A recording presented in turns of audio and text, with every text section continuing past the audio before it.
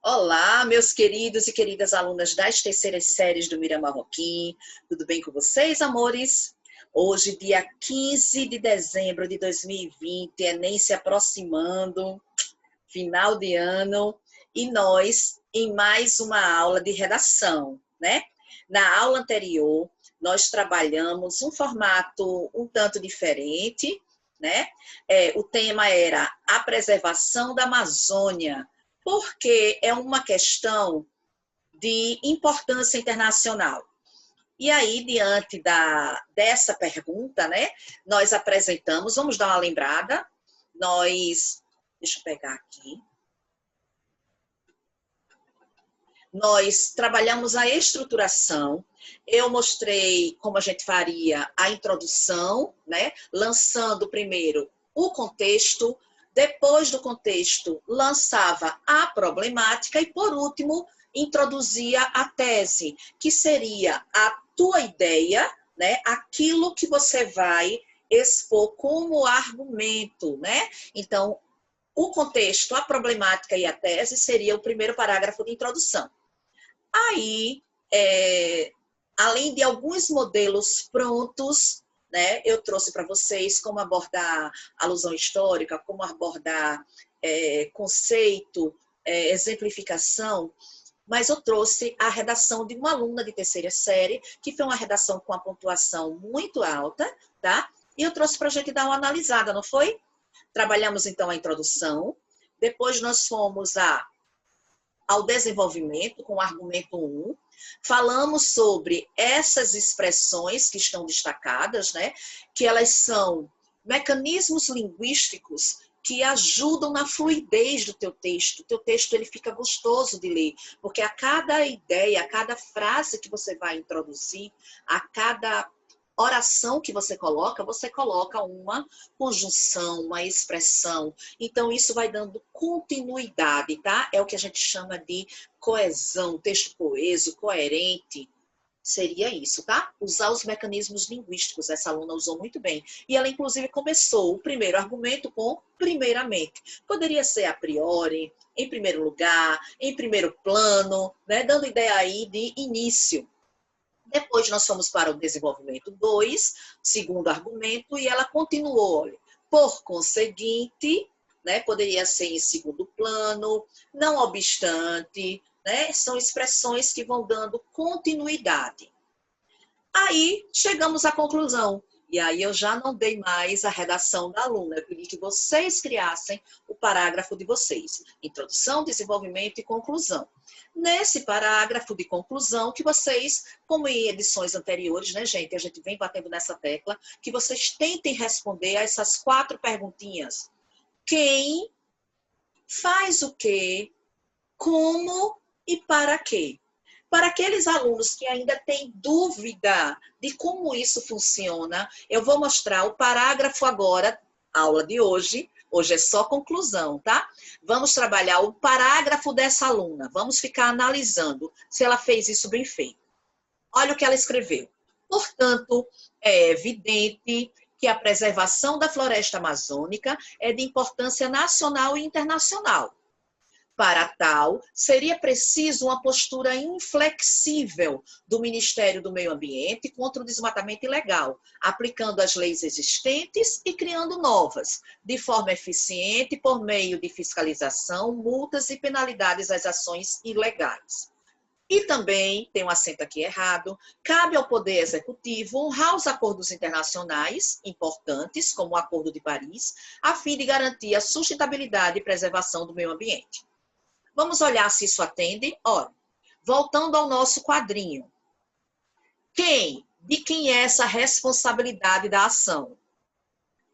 Está aqui, ó, em azul, o Ministério do Meio Ambiente e o Poder Executivo. Faz o quê? O que é para fazer? Qual é a sua proposta de intervenção? Está aqui em amarelo. Uma postura inflexível contra o desmatamento ilegal. Elis, mas isso está vago. Aí, então, a gente vai à terceira perguntinha. Como? Bem detalhadinho. Como? De que forma isso vai ser feito? Aplicando as leis existentes e criando novas. de forma eficiente por meio de fiscalização, multas e penalidades às ações ilegais. Ela ainda colocou aqui, ó, honrar os acordos internacionais. Então, gente, percebam que se você diz qual é a ideia, qual é a sua proposta, detalha ela todinha, diz a quem cabe essa responsabilidade, fica faltando só o para quê. Olha aqui a última pergunta, para quê? Ou seja, qual é a finalidade? A fim de garantir a sustentabilidade e preservação do meio ambiente. Gente, não tem erro. Se vocês conseguirem fazer uma conclusão sempre respondendo a essas perguntas, quem, faz o quê, como e para quê, vocês estão com a faca e o queijo na mão. Vamos à redação de hoje? A redação de hoje é impasses para superação da transfobia no Brasil. Transfobia, homofobia, são sempre problemas, gente, de ordem social, né? Que traz aí, às vezes, um cunho cultural, mas sempre ligado ao preconceito e à intolerância, né? Então, é fácil trabalhar o tema?